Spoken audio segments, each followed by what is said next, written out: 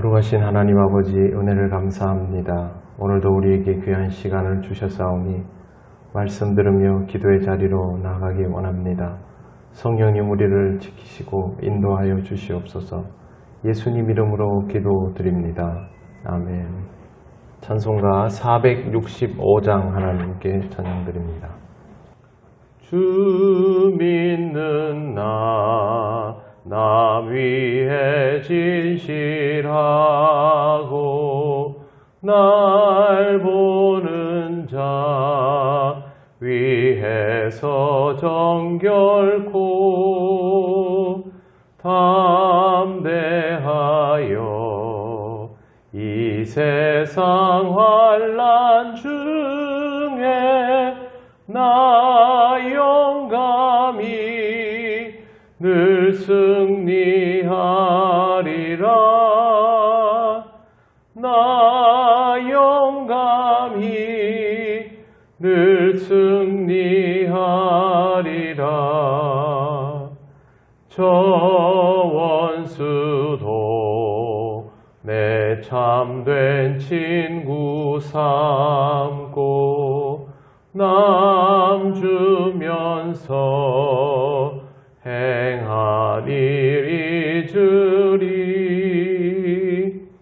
연약한 나 늘 온유 겸손하여 늘 섬기며 기쁘게 살리라.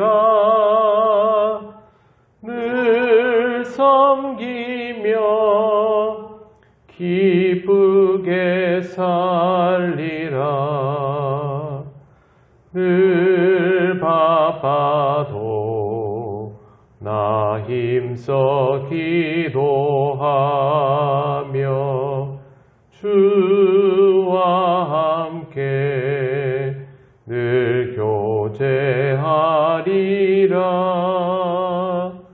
주 가신 길 그 발자취를 따라 믿음으로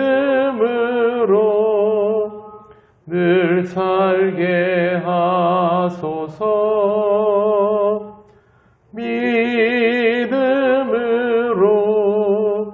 늘 살게 하소서.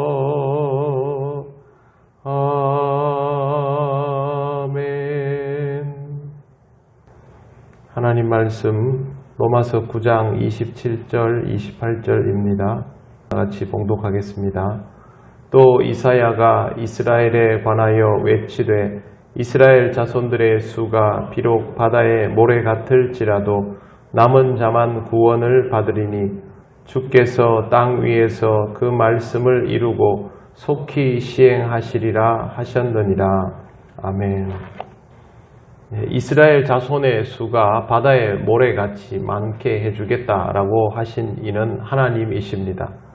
그런데 남은 자만 구원을 받는다라는 말씀도 하나님이 하신 것입니다. 우리의 구원에 관계된 문제인데 하나님께서 다 이렇게 말씀하시는 이유는 하나님에게 전적인 주권이 있기 때문입니다. 그렇다면 우리는 이 말씀 두 개를 합쳐서 잘 이해를 할 필요가 있습니다. 이스라엘의 숫자가 많은 것, 그것만이 아니라 남은 자가 되어야 합니다. 이스라엘, 유다가 무엇을 잘못했을까? 그들은 하나님께서 자손을 번성하게 하시겠다라는 이 말과 구원자가 그들이라는 말을 합쳐서 생각을 했습니다.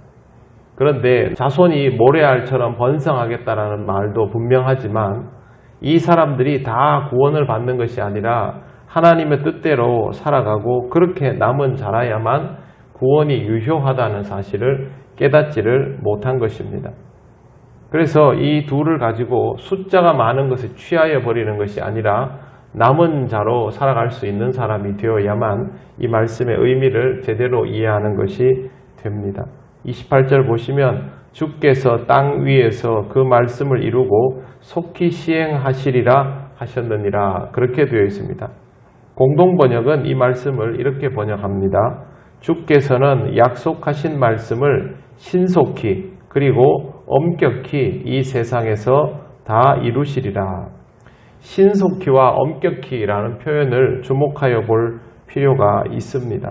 하나님의 계획은 엄중하고 또 오래 지체되지도 않을 것이다 라는 말입니다.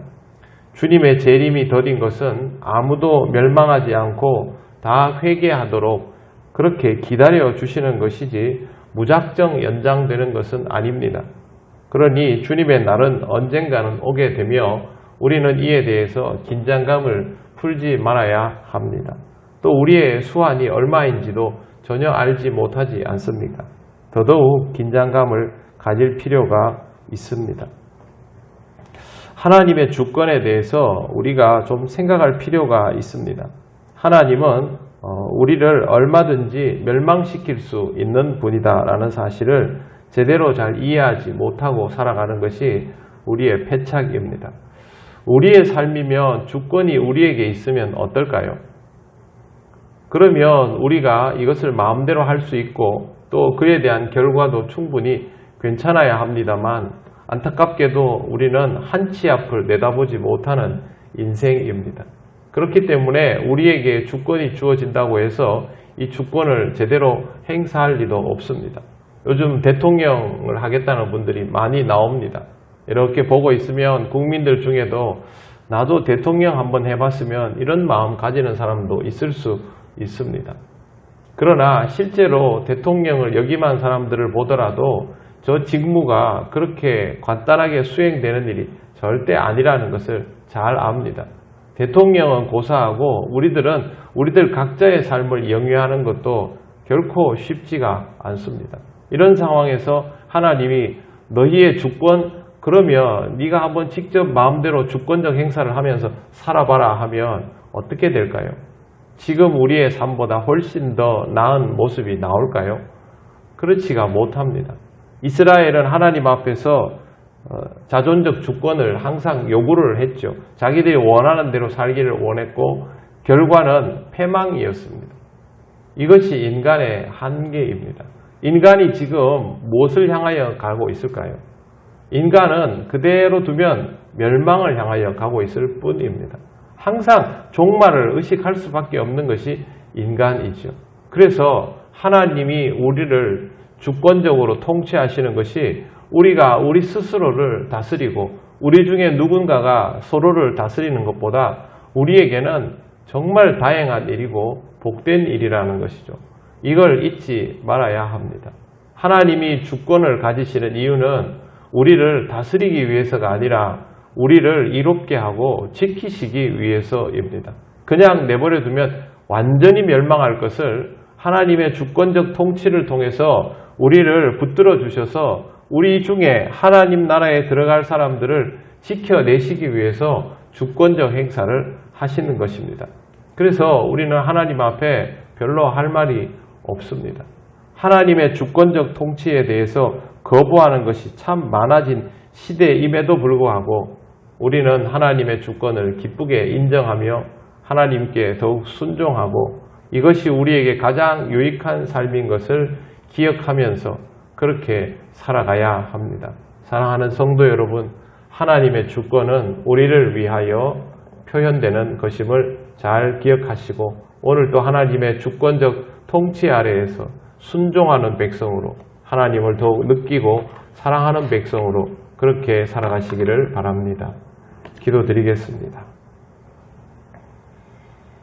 하나님 은혜를 감사합니다. 하나님의 은혜 속에 살아가는 것이 귀한 줄을 알아야 하는데 우리가 그걸 잘 깨닫지 못하고 살아갈 때가 많습니다. 우리가 판단하면 더 나은 결과가 있을 것이라고 착각할 때도 정말 많습니다. 그럼에도 불구하고 하나님께서 우리를 강권하여 주심을 감사드립니다. 오늘도 하나님의 강권하심 속에 살아가는 하루가 되게 하시고 이것이 은혜인 것을 잊지 않는 우리들 되게 하옵소서. 이 한 주간도 우리 통영교회 모든 성도들의 삶이 주님의 주권적 통치 아래에서 은혜를 누리기를 간절히 원하오며 예수님 이름으로 기도드립니다. 아멘. 하늘에 계신 우리 아버지, 아버지의 이름을 거룩하게 하시며 아버지의 나라가 오게 하시며 아버지의 뜻이 하늘에서와 같이 땅에서도 이루어지게 하소서. 오늘 우리에게 일용할 양식을 주시고 우리가 우리에게 잘못한 사람을 용서하여 준 것 같이 우리 죄를 용서하여 주시고 우리를 시험에 빠지지 않게 하시고 악에서 구하소서. 나라와 권능과 영광이 영원히 아버지의 것입니다. 아멘.